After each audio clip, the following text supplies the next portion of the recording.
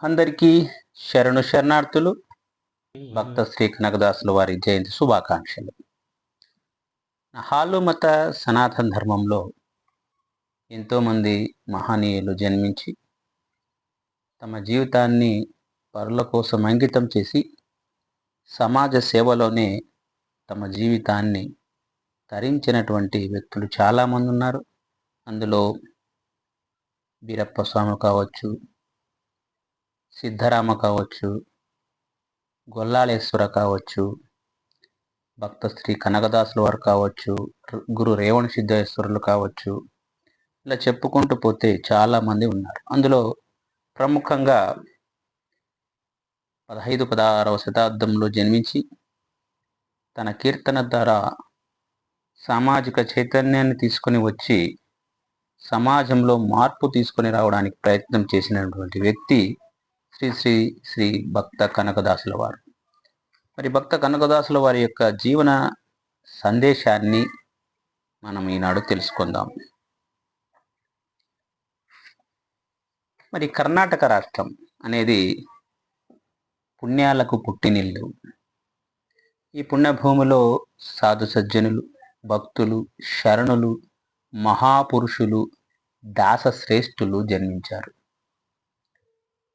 వారి పాద స్పర్శ పొందిన ప్రతి అణువు పావనమైంది. వారు మహానుభావులు, మహామానవులు. వారు ఏ కులంలో పుట్టినప్పటికీ కులానికి అతీతంగా మానవుల యొక్క కష్ట సుఖాలలో పాలు పంచుకొని వాళ్ళని మూఢత్వం నుంచి బయటికి తీసుకొచ్చినటువంటి వ్యక్తులు వాళ్ళు. 12వ శతాబ్దంలో శరణ సాహిత్యంలో ప్రముఖంగా బసవేశ్వరుడు, అక్క మహాదేవి లాంటి వాళ్ళు సమాజ ఉద్ధరణ కోసం పాటుపడితే 15వ శతాబ్దంలో దాస సాహిత్యంలో కనకదాసులు వారు ఆ పని చేశారు. అంటే మానవుని జీవనం పావనమై మనిషి మనిషిగానే బ్రతకాలి, మానవునిలో దానవ సంస్కృతి రాకుండా దైవీ స్వరూపం ఉద్భవించాలని గొప్ప ఆశతో వారు తత్వబోధ చేశారు. ఈ మహాపురుషులు ఏదో ఒక రాజ ఆశ్రయం కోసమో కాకుండా, బిరుదాల కోసమో కాకుండా, గౌరవం కోసమో కాకుండా కేవలము మానవ కళ్యాణం కోసం తాడు తహతహలాడినవారు. అక్కడక్కడ కొందరు మఠాలు, మాన్యాలు, పీఠాలు మొదలైన వాటి పట్ల ఆసక్తులైనా చాలామంది ఈ మహానుభావులు పేదరికంలో జీవించిన వాళ్ళే, ఆశాపాశాలను తెంచుకున్న వాళ్లే. కొందరు జోలెపట్టి నిరహంకారులై భిక్ష వేడుకున్నారు కూడా. హరినో హరునో, హరి అంటే మనకు తెలుసు శ్రీహరి, విష్ణువు. హరు హరి, హర హర అంటే శివుడు అని. అంటే ఎవరినో ఒకరిని, శివున్నో లేకుంటే హరినో, హరినో హరునో ఆరాధ్య దైవంగా చేసుకొని మోక్షం పొందిన ఆ మహాత్ములు ధర్మాన్ని బోధించి వెళ్ళారు. ఎందుకు వీళ్ళు హరినో హరునో ఒక దైవంగా భావించి వెళ్ళారు అంటే కేవలము వాళ్ళ యొక్క వ్యక్తిగత స్వార్థం కోసమో కాకుండా, మోక్షం కోసమే కాకుండా ప్రజల్ని దైవ భక్తిలో ముంచకుండా, ఇక్కడ మనం గమనించాల్సింది ఒక దైవ మార్గంలో నడుస్తూనే దేవుని దృష్టిలో అందరూ సమానులే, కుల మత భేదాన్ని నిరసించారన్నమాట. ఒక దేవుణ్ణి ఆరాధిస్తూ ఆ దేవుడి దృష్టిలో మనుషులందరూ సమానమని చెప్పడమే వీళ్ళు యొక్క దైవభక్తి యొక్క మొదటి ఉద్దేశం. అంతే తప్ప నిరంతరము దేవుణ్ణే పూజించండి, లేకపోతే మూఢభక్తిని వాళ్ళు ఎప్పుడూ చెప్పలేదు కనకదాసుల వారు. ఆ రకంగా వాళ్ళు హరినో హరునో ఎవరినో ఒకరిని తమ ఆరాధ్య దైవంగా మలుచుకొని తన కీర్తనల ద్వారా ఆనాటి ప్రజలు ఎదుర్కొంటున్న సమస్యలకి పరిష్కారాన్ని వెతికి చూపించిన వాళ్ళు కనకదాసుల వారు. అలాంటి ధర్మం ద్వారా మానవ లోకాన్ని ఉద్ధరించుకోవడానికి దారి చూపారు. అలాగే శ్రీ కనకదాసులు కూడా తాము జీవించిన కాలంలో సంఘాన్ని సంస్కరించే పనిని ఒక సంచారి భక్తునిగా దేశాద్యంతం నిర్వహించి ప్రసిద్ధులై హరిదాసులలోని అగ్రగణ్యులైనారు. చిడతలు పట్టుకొని తంబూర తీద పట్టుకొని గ్రామాన తిరిగి ప్రజలని చైతన్యవంతులం చేసినటువంటి వ్యక్తి కనకదాసుల వారు. దాస సాహిత్యంలోనే దిగ్గజాలు అనిపించుకున్న వారిలో కనకదాసుల వారు ఒకరు. ఇక్కడ గమనించాల్సింది ఏంటంటే, ఆనాడు దాస సాహిత్యంలో ప్రముఖులందరూ కూడా అగ్రవర్ణాల వారు. ఒక్క కనకదాసు మాత్రమే నిమ్న వర్గాల నుండి వచ్చినవారు. శ్రీ కనకదాసులు సమాజంలోని నిమ్న వర్గాల నుండి వచ్చిన వారు కావడం వల్ల నిమ్న జాతుల వారి బాధల పరిచయం జరిగింది. అంటే కులం వల్ల ఎంతటి కష్టాలు అనుభవించినారో, తాను తక్కువ కులం వాడు కాబట్టి తన అగ్రకులస్తులు ఎలా అతనికి మర్యాదలు చేసినారో, అంటే ఏ రకంగా ఆయన బాధలు పడ్డాడో అది కూడా తన కీర్తనల్లో రాస్తాడు. ఆయన ఒక పక్క నిమ్న కులానికి చెందినప్పటికీ దండనాయకుడు కావడం వల్ల ఉన్నత వర్గాల వారి వైభవ జీవనానుభవం ఆయనకున్నాయి. ఒక పక్క కుల వివక్షను ఎదుర్కొన్నాడు, ఇంకొక పక్క వైభవోపేతమైనటువంటి జీవితాన్ని గడిపాడు. ఎందుకంటే ఆయనకి కావాల్సినంత ధనం ఉంది, అధికారం ఉంది, ప్రజలున్నారు, సేవకులు ఉన్నారు. అతనికి ఒక చిన్న దండనాయకుడు, కొన్ని గ్రామాలకైనా పెత్తందారి అని కూడా చెప్పచ్చు. పన్నులు వసూలు చేయడము, రాజుకి కట్టడం, కొంతమంది సైన్యాన్ని పోషించడం, ఇది ఆయన పని. అంటే ఆయన జీవితము మంచి ఉన్నతంగానే గడిచింది, ఆర్థికంగా లోటుపాట్లు కూడా లేవు. తమ సమకాలీనులైన దాసులలాగా సాహిత్యంలో హరిని గురించి రంగడు ఎక్కడున్నాడు అనే సంశయం వద్దు అని ఘంటాఘోషంగా చెప్పకుండా, అంటే ఎక్కడున్నాడు దేవుడు అని చెప్పకుండా హరి నిన్ను నమ్మి ఎవరు బ్రతికినారా అని ప్రశ్నించారు. అంటే తన సమస్యలు, అస్పృశ్యత, అంటరానితనము, కులతత్వం ఇవన్నీ కూడా ఆయన ప్రజల్లోకి వెళుతూ దేవుణ్ణి ప్రశ్నించినాడు. అంటే దేవునికి ప్రశ్నలు వేసినాడు అనమాట. ఇదేంది నీ సృష్టిలో, ఇదేందయ్యా కులం, ఇదేందయ్యా అంటరానితనం అని ఆయన దేవుణ్ణి కూడా ప్రశ్నించినాడు. హరి నిన్ను నమ్మి ఎవరు బ్రతికినారు అని ఆయన ప్రశ్నించినారు. వీరు తమ రచనలలో సమకాలీన జీవన విధానాన్ని మిక్కిలి నర్మగర్భంగా చిత్రీకరించినారు. ఆ రోజుల్లో ప్రజలు ఎలా జీవించినారు, రాజులు ఎలా ఉన్నారు, సామంతులు ఎలా ఉన్నారు, అగ్రవర్ణాలు ఎలా ఉన్నాయి, బ్రాహ్మణులు ఎలా ఉన్నారు, వాళ్ళ యొక్క జీవన విధానాన్ని, వాళ్ళ మాటల్ని, వాళ్ళ చేతల్ని ఉన్నది ఉన్నట్లుగా నర్మగర్భంగా చిత్రీకరించినటువంటి వ్యక్తి కనకదాసుల వారు. విజయనగర పరిపాలన క్రింద ఉన్న బాడ, అంటే నేటి హవేరీ జిల్లాలో షిగ్గావ్ తాలూకా బంకాపూర్ ప్రాంతానికి చెందినటువంటి బాడ అనేటువంటి గ్రామం ఈయన స్వస్థలం. అది అప్పటికి, అంటే కనకదాసుల వారి కాలంలో అది విజయనగర సామ్రాజ్యంలో ఉండేది. విజయనగర సామ్రాజ్యుడైనటువంటి మన కృష్ణదేవరాయలకి ఈయన సమకాలీనుడు అని చెప్పొచ్చు. ఆనాడు బాడా గ్రామం అనేది 78 గ్రామాల మండలం. 78 గ్రామాలకి ఇతను దండనాయకుడిగా ఉండేవాడు. దీని దండన అధికారము బీరప్పది, బచ్చమ్మ అతని భార్య. అంటే బీరప్ప తండ్రి, బచ్చమ్మ తల్లి కనకదాసుల వారికి. వీరు పాల మతానికి చెందిన కురుబ కులానికి చెందినవారు. అంటే వీరు హాలు మతం అంటాం, దాన్ని తెలుగులో పాల మతం అంటాం. పాల మతానికి చెందిన కురుబ కులానికి చెందినవారు. ఇక్కడ ఒకటి గమనించాలి మనం, పాల మతం ఏంది, కురుబ కులం ఏంటంటే కురుబ కులము పాల మతం ఒకటి కాదు. హాలు మతంలో ఇది అతి ప్రాచీనమైనటువంటిది. హాలు మత సనాతన ధర్మం. ఇప్పుడు చెప్పే బౌద్ధ, జైన, హిందూ మతం, వైదిక మతం, లేదంటే ముస్లిం కానీ, క్రైస్తవులు కానీ, ఇవన్నీ కంటే కూడా అతి ప్రాచీనమైనటువంటిది హాలు మతం. ఈ హాలు మతంలోనే మొట్టమొదట ప్రజలు జీవించారు, అనుసరించారు. తర్వాత ఒక్కొక్కరు ఒక్కొక్క వృత్తి చేసుకుంటూ హాలు మతం నుంచి బయటకు వచ్చేసారు. అంటే ఒక్కళిగా పనిచేసేవారు ఒక్కళిగలు, కుండల పని చేసేవాళ్ళు కుమ్మరులు, ఈ రకంగా వాళ్ళు వేరే వృత్తులు చేసుకుంటూ బయటకు వచ్చారు. కానీ ఆనాటి నుండి నేటి వరకు ఒక కురుబలు మాత్రమే కంబళ్ళు నేస్తూ, గొర్రెలు కాస్తూ వాటి యొక్క సంస్కృతి పరంపరని కాపాడుకుంటూ వచ్చారు. కాబట్టి హాలు మతము కురుబల కులానికి చెందిందిగా ఇప్పుడు ప్రస్తుతం చెప్తున్నాం. కానీ ఇది ఒకప్పుడు భారతదేశంలో ఉన్నటువంటి మూల నివాసులు యొక్క ధర్మమే హాలు మత ధర్మం అని గుర్తుంచుకోవాలి. హాలుమత ధర్మం నుంచే మిగతా వాళ్ళు వచ్చారనే విషయాన్ని మనం గమనించాలి. కాబట్టి హాలు మతం అనేది ఒక కులానికి చెందింది కాదు, భారతదేశం యొక్క సనాతన ధర్మం ఇది. కాబట్టి ఈ హాల్ మతానికి చెందినటువంటి వాళ్ళు బచ్చమ్మ, బీరప్ప, వీళ్ళకి సంపదలకి కొదవలేదు. అయితే అతనికి సంతాన భాగ్యం కలగలేదు. పలు దేవతలకు మొక్కులు మొక్కినా ఫలితం కలగలేదు. ఆ కాలంలో ఉన్నత వర్గాల పూజలందుకున్నటువంటి ప్రసిద్ధి పొందినటువంటి వ్యక్తి అంటే స్వామి తిరుపతి తిమ్మప్ప. విజయనగర చక్రవర్తుల కాలంలో తిరుపతి యొక్క ప్రాశస్త్యం బాగా జరిగింది. అంటే ఎక్కువ మంది ప్రజలు తండోపతండాలుగా వెంకటేశ్వర స్వామిని దర్శించుకునేవాళ్ళు.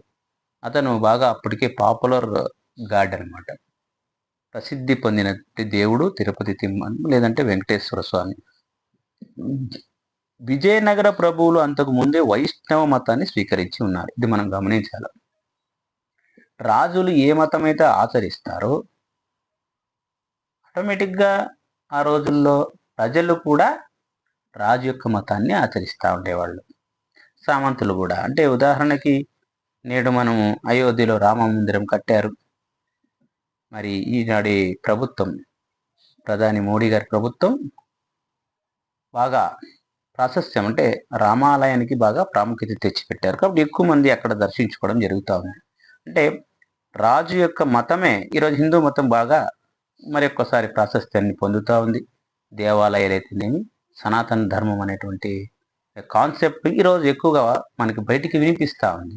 ఎందుకు? రాజు వాళ్ళకి మద్దతు ఇస్తున్నారు కాబట్టి.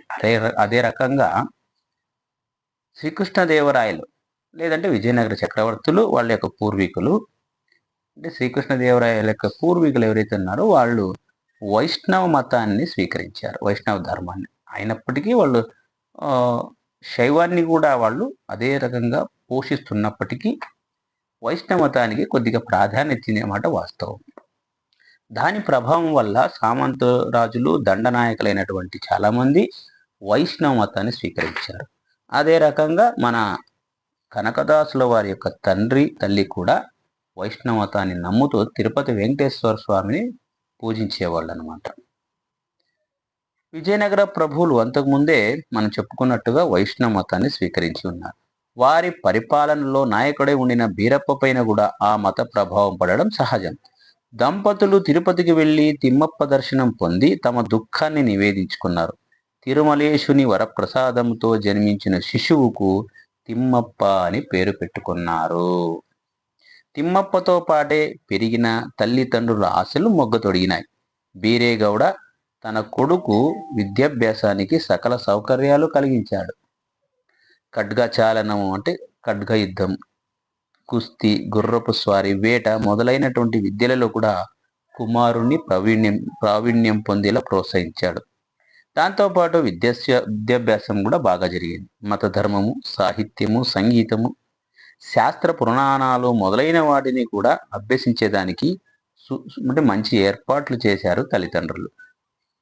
ఇలా అన్ని నేర్చుకున్నాడు. ఒక పక్క విద్య, ఇంకో పక్క యుద్ధ విద్య అంటే వేద శాస్త్రాలు, పురాణాలు చదువుకుంటూ ఇంకొక పక్క ఖడ్గ విద్యము, కుస్తీ, గుర్రపు స్వారీ ఇవన్నీ నేర్చుకున్నాడు. ఎందుకంటే ఆయన దండనాయకుడు కొడుకు కాబట్టి, భవిష్యత్తులో రాజు కాబట్టి ఆయన కూడా విద్యలు అవసరమని. కనకదాసుల వారు మంచి శారీరక దారుఢ్యం కలిగినటువంటి వ్యక్తిగా చెప్పుకోవచ్చు. అలాగే ఈయనకి తిమ్మప్పకు యుద్ధం అంటే వల్లమాలిన ఉత్సాహం. చిన్నప్పటి నుంచి కూడా యుద్ధం చేయాలని ఉత్సుకత ఎక్కువ అనమాట.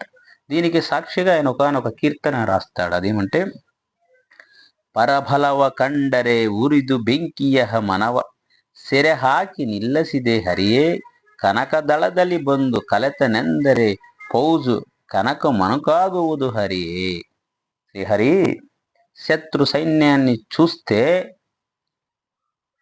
మండి నిప్పయ్యే మనసును బంధించి నిలిపావు. కనకుడు వచ్చి చేరినాడంటే సైన్యము కకావికలవుతుందో ఈ హరి అని చెప్పుకున్నాడు. అంటే యుద్ధం అంటే నాకు మహా ఇష్టం. శత్రు సైన్యాన్ని చూస్తే నా మనసు ఉప్పొంగిపోతుంది, నా శరీరంపై రోమాలు నిక్కబొడుచుకుంటాయి, వాళ్ళని సంహరించేదంత వరకు నేను నిద్రపోను అని చెప్పి తన యొక్క ప్రతాపాన్ని ఒక కీర్తనల్లో చెప్పుకుంటాడు మన కనకదాసుల వారు. అంటే తన శౌర్యాన్ని, ధైర్యాన్ని పై కీర్తనల్లో ప్రస్తావన చేశారు. విద్యావంతుడై తిమ్మప్ప పెరుగుతున్నప్పుడు ఆకస్మికంగా సంభవించిన యుద్ధంలో తండ్రి వీరప్ప చనిపోతాడు. తల్లి బచ్చమ్మ చిరుతప్రాయపు తిమ్మప్పకు దండనాయక అధికారాన్ని ఇచ్చి పరిపాలన కొనసాగిస్తుంది. తిమ్మప్ప నాయకుడు ఏదో పని మీద భూమిని తవ్వుతున్నప్పుడు అపార నిధి లభిస్తుంది. దాన్ని తన విలాస జీవనానికి వాడుకోక పేద సాధలకు దాన ధర్మాలు చేసి మిగిలిన దానితో లోకహితార్థము చెరువులను నిర్మించడం ద్వారా ప్రజలకు ప్రీతి పాత్రుడవుతాడనమాట. అతనికి ఏదో ఒక తవ్వకం జరిగేటప్పుడు కొంత నిధి దొరుకుతుంది, బంగారం దొరుకుతుంది. దాన్ని తన సొంతానికి వాడుకోకుండా ప్రజలకు ఉపయోగిస్తాడనుకుంటే ఈ చెరువులు కట్టించడం, చెరువులు అంటే ఆ కాలంలో బావులు చెరువులు తవ్వించేది ఒక మహత్తర కార్యక్రమంగా పెట్టుకునేవాళ్ళు అనమాట. దాని తర్వాత కొన్ని గుళ్ళు ఇవి కూడా దేవాలయాలు కూడా కట్టడం జరిగింది. ఆ రకంగా ఆనాటి నుండి కూడా ప్రజలు అతన్ని కనకనాయకుడు అని పిలిచేవాళ్ళు.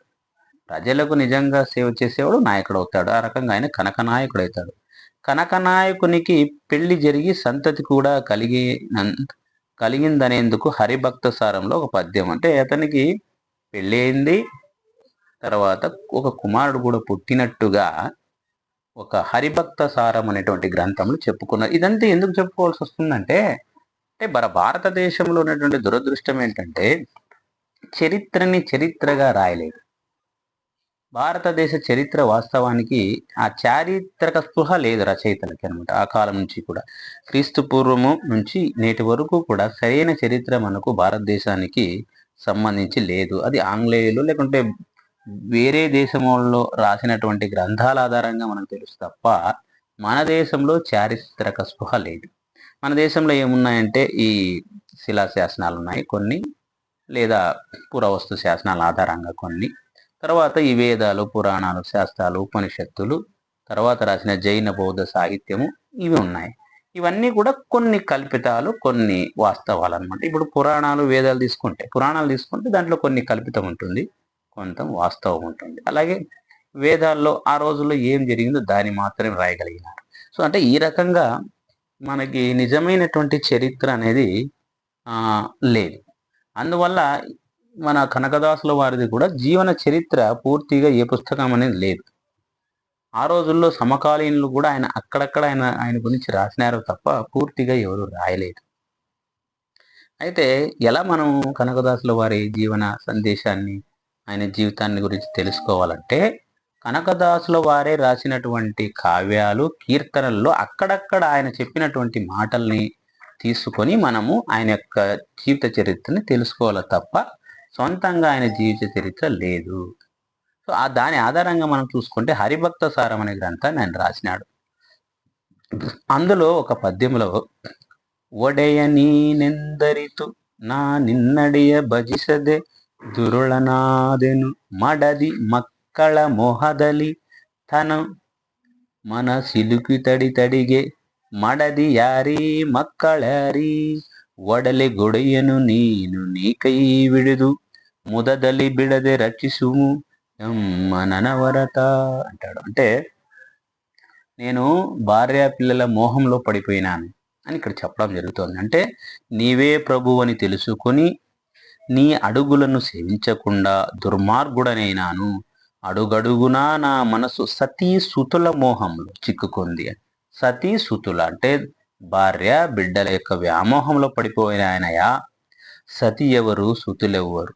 ఈ ఒడలికి నీవే యజమానివి, చేపట్టి నన్ను విడవకుండా ఎల్లప్పుడూ సంతోషంతో మమ్ములను రక్షించుము అని చెప్తాడు. అంటే హరిభక్తి సారంలో ఉన్నటువంటి ఈ పద్యములో మనం తెలుసుకున్నది ఏంటంటే ఆయనకి భార్య పిల్లలు ఉన్నారు అని. అయితే ఆ పుట్టిన సంతానం కూడా ఎంతో కాలం బ్రతకలేదు. భార్య మాత్రం చాలా కాలం బ్రతికి ఉంది. ఆమె సుజ్ఞాన వధూటి అని ఒక దగ్గర ఆయన చెప్పుకుంటాడు. సుజ్ఞాన వధూటి అని అంటే ఆమె మంచి జ్ఞానవంతురాలు, అందమైనటువంటి వ్యక్తి అని. అంటే సౌందర్యంలో కానీ జ్ఞానంలో కానీ ఆమె మేటి అని ఆయన చెప్పుకుంటాడు. కనకదాసులే మోహన తరంగిణిలో ఇంకొక గ్రంథం రాశాడు ఆయన, మోహన తరంగిణి. అందులో కృతివేళ్ద కనక దాసోత్తమ కేళ్దళతి సుజ్ఞాన వధూటి. అంటే కనకుడు దాసోత్తముడు, విన్నది అతి సుజ్ఞాన వధూటి అని. కనకదాసు చెప్పిన విషయాన్ని విన్నది ఎవరేయమంటే సుజ్ఞాన వధూటి, అంటే తన భార్య అని చెప్పుకున్నారు. కాబట్టి భార్యకు కావ్యం చెప్పడం అనేది కన్నడ సాహిత్యంలో కొత్తదేమి కాదు. తన భార్యకే తన యొక్క సాహిత్యాన్ని వినిపించాడు అని. కనకదాసులకు పూర్వుడైనటువంటి నాగవర్మ, అలాగే తర్వాతి వాడైనటువంటి ముద్దన్నలను కూడా ఇక్కడ పేర్కొనవచ్చు. నాగవర్మ, ముద్దన్నలు తమ ధర్మపత్నుల రూప లావణ్యాలను, వారితో జరిపిన సరఫ సల్లాపాలను తమ కావ్యాల్లో వర్ణించారన్నమాట. కాబట్టి దీన్ని మనం ఆధారంగా చేసుకుని భార్యతో జరిపినటువంటి సంభాషణను కూడా మనం ఆలోచించినప్పుడు కనకదాసుల వారికి అందమైనటువంటి భార్య, కుమారుడు కూడా ఉన్నాడు అని మనం చెప్పుకోవచ్చు. కనకదాసుల వారు వారి పత్ని చాలా కాలం జీవించి ఉండింది. అయితే ఆమె లౌకిక జీవనానికి విముఖరా అన్నది గమనార్హం. కనకదాసుల వారి యొక్క భార్య చాలా సంవత్సరాలు బ్రతికినప్పటికీ ఆమెకు ఈ ప్రాపంచిక విషయాల పట్ల పెద్దగా ఆసక్తి ఉండేది కాదు. ఆమె ఎప్పుడు దైవ చింతనలో ఉన్నట్టుగా చెప్పడం జరుగుతూ ఉందన్నమాట. ఆమెకు అధికారము, ధనము, ఈ బంగారు ఇలాంటి వాటిపైన ఆమెకు వ్యామోహం లేదు అని. ఒకటి తర్వాత ఒకటిగా అనేక అఘాతాలతో తల్లడిల్లుతూ పరిపాలన కొనసాగిస్తున్న సమయంలోనే కనకనాయకునికి మరొక యుద్ధం ఎదురైంది. అది ఏ యుద్ధమో చెప్పేందుకు ఇంతవరకు మనకి సరైనటువంటి ఆధారాలు లేకపోయినప్పటికీ ఆ రోజుల్లో ముస్లింలతో యుద్ధం జరిగినట్లుగా చెప్పుకోవచ్చు. ఎందుకంటే విజయనగర చక్రవర్తుల కాలంలో ముస్లింల యొక్క దండయాత్రలు జరిగేవన్నమాట. కాబట్టి అక్కడ జరిగినటువంటి ఒక యుద్ధంలో కనకనాయకునికి దెబ్బ తగిలినప్పుడు స్పృహ తప్పి రక్తపు మడుగులో పడి ఉన్నప్పుడు అదృశ్య శక్తి ప్రత్యక్షమైనట్లు, కనకునికి ఉపచర్యలు చేసినట్లు, కనక దాసుడు కమ్మని పలికినట్లు అయిందట. దాన్నే కనకదాసుల వారు తమ కీర్తనలు ఈ రకంగా చెప్పుకుంటారు. ఏమంటారంటే రణదొళగి అంగాంగ ఖండ తుండాగి ప్రతిరణవ నుత్తరిసి మరణవ తళిరి ప్రణవ ఘోచర ನೀನು ಗೋಚರಿಸಿ ಬಂದೆನ್ನ ಹೆಣಕೆ ಪ್ರಾಣವ ప్రయోగిసిదంతరాత్మ. రణదొళగి అంటే రణం అంటే యుద్ధం. యుద్ధములో అంగాంగాలు ఖండాలుగా ఎదిరించి యుద్ధం చేయడం మాని చావు పూని ఉండగా ఓంకారంలో గోచరించే పరమాత్మ నీవు దర్శనమిచ్చి శవానికి ప్రాణం పోసావయా. అంటే అప్పటికైనా స్పృహ తప్పి పడిపోయింటే ఒక ఆయనకి కలలో వచ్చినట్టుగా, అతనికి సపర్యలు చేసినట్టుగా, అతను మళ్ళీ ప్రాణం తెచ్చుకున్నట్టుగా, అంటే పడిపోయి స్పృహ తప్పి పడిపోయినటువంటి వ్యక్తికి సపర్యలు హరినే వచ్చి అతన్ని కాపాడినట్టుగా అతను చెప్పుకుంటాడు ఇక్కడ. కాబట్టి అని చెప్పుకున్నా అంటే శవానికి ప్రాణం పోసిన ఆ శక్తి వేరెవరో కాదు, సాక్షాత్ శ్రీహరియే ప్రత్యక్షమైనాడని, సంసార ప్రసక్తిని వదిలి దండనాయక పదవిని వదిలి కనకనాయకుడు కనకదాసులయ్యారు అని చెప్పుకున్నాడు. అంటే ఇది గతం నుంచి కూడా జరుగుతూ ఉందని, కళలో అప్పుడప్పుడు ఆయనకు దేవుడు ప్రత్యక్షం కావడం, నువ్వు నాకు దాసుడు కమ్మని అడగడం, ఆయన తిరస్కరిస్తూ ఉండడం జరుగుతూ ఉండింది. అయితే ఈ యుద్ధంలో స్పృహ తప్పి పడిపోయిన తర్వాత చావుకు దగ్గరగా వెళ్ళినటువంటి వ్యక్తి మళ్ళీ పునర్జీవనం చేసుకొని బయటికి వచ్చాడంట. అప్పుడు ఆయనకి ఒక రకమైనటువంటి విరక్తి పుడుతుంది అధికారం పైన, రాజ్యం పైన. అప్పుడే ఆయన కనకదాసుడు అవుతాడు. అంటే పూర్తిగా అతను దైవభక్తిలో మునిగిపోతాడు అని చెప్పడం జరుగుతోంది. యుద్ధంలో సామ్రాట్ అశోకునిపై ఎలా బాధల మరణాల ప్రభావం పడిందో అలాగే కనకనాయకుని పైన ఆ విషాదం యొక్క ప్రభావం పడి ఉండాలి. ఇది మనం ఆలోచించాలి. ఎందుకంటే ఇలాంటి దైవ మనస్సు కలిగిన వారు, సున్నితమైనటువంటి మనస్కులు, పాపపుణ్యాలు భీతి కలిగిన వారు, సమాజాన్ని ఉద్ధరించే వాళ్ళు, వీళ్ళకి ఏమవుతుందంటే యుద్ధం చేయడం ఇష్టం ఉండదు. అంటే మనుషులను చంపడము, నరకడము, రక్తపు టీరులు పారించడము, ఒక మనిషిని ఇంకొక మనిషి చంపడం అనేటువంటి ఒక దుర్మార్గమైనటువంటి చర్యని వాళ్ళ మనసు ఒప్పుకోదు. ఆయన దండనాయకుడు కాబట్టి యువకుడుగా ఉన్నప్పుడు యుద్ధాలు చేసిన మాట వాస్తవమే. కానీ అశోకునికి ఎలాగైతే పశ్చాత్తాపం పడ్డాడు. అశోకుడులో ఎలాగైతే కళింగ యుద్ధం తర్వాత నేను ఇక యుద్ధము చేయను, మనుషుల్ని చంపను అని చెప్పేసి ఒక శపథం పూంటాడో, మానసిక పరివర్తన జరుగుతుందో, అదే రకంగా మన కనకదాసుల వారు కూడా యుద్ధం తర్వాత ఆయన మళ్ళా రాజ్యానికి వెళ్ళిపోవచ్చు, దండనాయకుడిగా ఉండొచ్చు. అయినప్పటికీ కూడా ఆ రక్త, ఆ హింస, ఆ ఆ యుద్ధంలో పాపం కాళ్ళు చేతులు తెగిపడినటువంటి ఆ సైనికులను చూసిన తర్వాత ఆయనకు ఒక రకమైనటువంటి విరక్తి భావన కలిగిందనమాట. జీవితమే విరక్తి అనేటువంటి భావనకు వచ్చేసాడు ఆయన. ఇంకా యుద్ధం చేయకూడదని అశోకుడు ఎలాగైతే తీర్మానం చేసుకున్నాడో, అదే రకంగా కనకదాసుల వారు కూడా యుద్ధము చేయకూడదు, శ్రీహరి యొక్క భజన, శ్రీహరి యొక్క ధ్యానం ఇదే నాకు చాలు అనేటువంటి భావన ఆయన కలిగింది.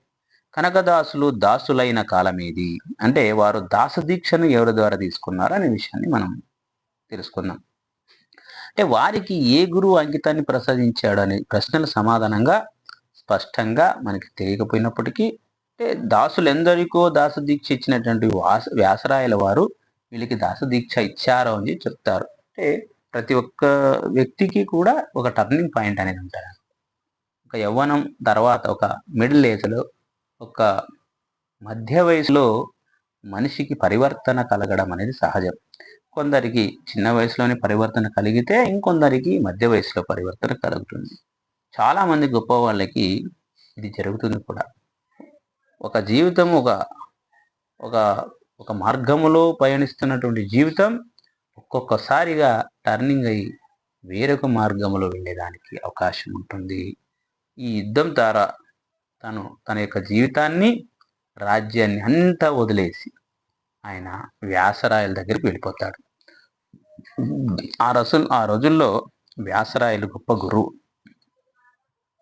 గురువు ద్వారా ఆయన దీక్ష పొందిన దాసులందరూ కూడా గురువిచ్చిన అంకితనామాన్నే వాడారు. మామూలుగా అంకితనామా అనేది గురువు ఏదైతే ఒక్కొక్కరికి ఒక్కొక్క అంకితనామాన్ని గురువు గారు ఇస్తే, ఆ రకంగా ఈ దాసులు గురువు ఇచ్చిన అంకితనామాన్ని వాడారు. అంకితం అంటే ఏం లేదు, ముద్ర. హరిదాసులలో చాలా మందికి ఇది గురువు ద్వారా లభించింది, మరికొందరికి ఇది స్వప్నంలో లభించింది, కొంతమందికి గురువు గారు ఇస్తే ఇంకా కొంతమందికి స్వప్నంలో లభించింది అని. ఉదాహరణకి మనము వ్యాసరాయల వారు ద్వారా అంకితం పొందిన పురంధర దాసులు ఏమంటాడంటే, ఆయన ప్రతి కీర్తనలో కూడా చివర పురంధర విఠల అని చెప్తాడు. మనకు వేమన ఎలాగైతే విశ్వదాభిరామ వినురవేమ అని చెప్తాడు, ఆ రకంగా అనమాట. అలాగే విజయదాసులో విజయ విఠల అనే అంకితనామం ఇచ్చినాడు. మరి కనకదాసులకు మాత్రం ఏమైందంటే దీనికి భిన్నంగా ఉంది. ఎందుకంటే వారు కాగి నెలలో ఆదికేశవ, బాడాదికేశవ, ఆదికేశవరాయ ఈయన పలు విధాల అంకితనామాన్ని ఉపయోగించారు. ఈయన 2 ఆదికేశవ దేవాలయాలు కట్టించినాడు. ఎవరంటే మన కనకదాసు. ఎక్కడ? బాడలోను, కాగినెలలోను. కాగినెలలోనూ ఆదికేశవాలయం ఉంది, బాడలోను ఆదికేశవాలయం ఉంది. కాబట్టి ఆయన చిన్నప్పటి నుంచి అక్కడే ఆయన పుట్టి పెరగడం వల్ల ఆయన యుక్త వయసు కొట్టేటప్పటికి అక్కడ ఆయన ఆ దేవాలయాలు కట్టించడం, అంటే దాసుడు అయిన తర్వాత అక్కడ దేవాలయాలు కట్టిస్తాడు. అందువల్ల చివరిలో ఆయన అంకితనామం కూడా ఆదికేశవుల యొక్క పేరునే వాడడం జరుగుతూ ఉంది అన్నమాట. తీర్థయాత్రకు వెళ్ళిన ప్రదేశాలను సమీకరించారు. ప్రముఖ దాస సాహిత్యకారులైనటువంటి శ్రీ పాదరాయలు రంగ విఠల అని, విజయదాసులేమో విజయ విఠల అని, గోపాలదాసులేమో గోపాల విఠల అని, జగన్నాథ దాసులు అనేటువంటి ఆయన జగన్నాథ విఠలని ప్రయోగించినారు. అంటే ఈ అన్నింటా విఠల అని ఉంది. విఠల అంటే ఆ రోజుల్లో విఠల అనే పదం మహారాష్ట్రలో ఉన్నటువంటి పాండురంగ విఠల దేవాలయం అనమాట, ఖండోబాంటం. ఈ విఠల్ అనేది కూడా ముఖ్యంగా హాలు మతస్థులు వాడిందని చెప్తారు. అంటే ఆ బీరప్పకు ఉన్నటువంటి ఇంకొక పేరు విఠల అని చెప్తారు. ఖండోబా అన్న కూడా బీరప్ప స్వాముల వారి యొక్క నామం అది. బీరప్ప దేవుడికే వాళ్ళు విఠల అనేటువంటి పేరు పెట్టుకున్నారు. మహారాష్ట్రలో ఉన్నటువంటి ఆ పాండురంగ విఠల, బీరప్పకు మరో రూపమే పాండురంగ విఠల. కాబట్టి కనకదాసుల అంకితంలో కేశవ పదం ఉండడం విశేషం. అంటే మిగతా దాసులకి మన కనకదాసుకు ఉన్నటువంటి తేడా. కనకదాసులు తన మోహన తరంగిణిలో ఇట్లా చెప్పుకుంటాడు. శ్రీమద్గురురాయ దురిత విజేయ దుష్కామ విచ్ఛేదనాహ్లాద తామస గుణనాశ స్వాత్వికోల్లాస శ్రీరామానుజముని శరణు అనే పద్యంలో రామానుజునికి శరణము అంటాడు. అంటే రామానుజాచార్యులు అంటే చాలా ఇష్టము, చాలా భక్తి కూడా ఎవరికి, మన భక్త కనకదాసుల వారికి. కారణం ఏంటంటే రామానుజుల వారు ఆ కాలంలో విశిష్టాద్వైతం అనేటువంటి ఒక కొత్త పంథాన్ని సృష్టించినారు.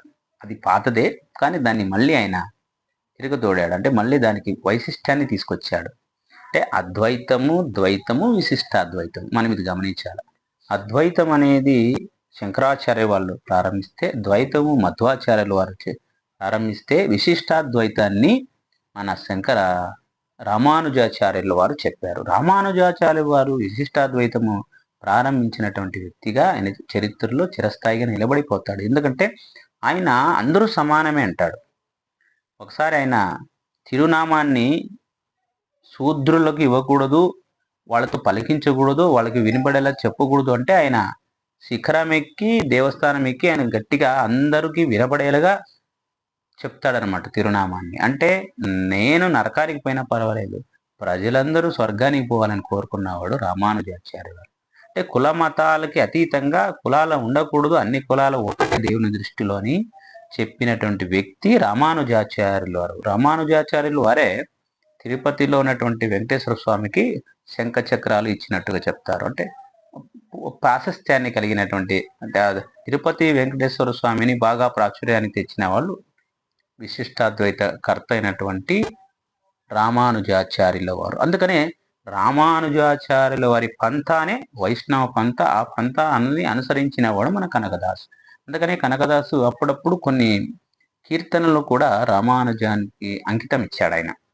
ఎందుకంటే కుల మతాలకు అతీతంగా అందరితో కలిసి నిమ్న జాతి వర్గాలే కూడా, అంటరాని వర్గాలకి కూడా ఆయన అందుబాటులో ఉండి అంటరానితనం పోవాలి అని చెప్పేసి ఆయన పాటుపడినాడు. కాబట్టే రామానుజాచార్యుని గౌరవిస్తాడు. అంటే ఈ రీతియా పెంపు ఒడెద సద్గురు కర వారి జోద్భవ శిష్య జనర ప్రేరసి చతుర్విధ ఫలవీవ తాత చార్య రడిగేరెను. అంటే ఇక్కడ తాతాచార్యుల వారిని కూడా స్మరిస్తాడు. తాతాచార్యుల వారు వైష్ణవ పంథ కలిగిన వ్యక్తి. అంటే వైష్ణవులైనటువంటి రామానుజాచార్యుల యొక్క శిష్య పరంపరలో తాతాచార్యుల వారు ఒకరు. కనుక ఆ తాతాచార్యుల వారి పరంపరలో మన భక్త కనకదాసుల వారు కూడా దీక్షని తీసుకుంటాడనమాట. అంటే సద్గురు యొక్క కర పద్మాల నుండి పుట్టిన శిష్య జనులను ప్రేరేపించి చతుర్విధ ఫలాలను ఇచ్చే తాతాచార్యుల పాదాలకు నమస్కరిస్తాను అని చెప్పడం జరుగుతుంది. అంటే ఇక్కడ రామానుజాచార్య పరంపరకు చెందిన తిరుమలై తాతాచార్యుల పాదాలకు నమస్కరించారు కనకదాసుల వారు. కీర్తనలోనూ కూడా రామానుజరే నమో నమో అనేటువంటి ఒక కీర్తన కూడా రాసినాడు. నృసింహ స్తవ అనేటువంటి ఒక కావ్యం కూడా రాస్తాడు. ఆ కావ్యంలో ప్రారంభ పద్యాలలో కూడా రామానుజులను స్మృతించారనేది విద్వాంసుల అభిప్రాయం. ఒక కీర్తనలో మాత్రం ప్రసిద్ధ వ్యాసరాయల రెంబో కూసు, అంటే వ్యాసరాయల వారిని కూడా గౌరవిస్తూ సంబోధించినాడు. ఆ వ్యాసరాయలను కూడా పొగుడుతూ పాడినాడు అనమాట. కాబట్టి కనకదాసులు వైష్ణవ మాధ్వ గురువులను కూడా పొగిడాడు. ఇలా ఇరువురిని స్తుతించడానికి కారణం ఏమిటి అంటే తీర్థక్షేత్రాలకు వెళ్ళిన చోట అక్కడ దేవతలను అంకిత నియమాన్ని వాడడమే. మళ్ళీ కలుద్దాం.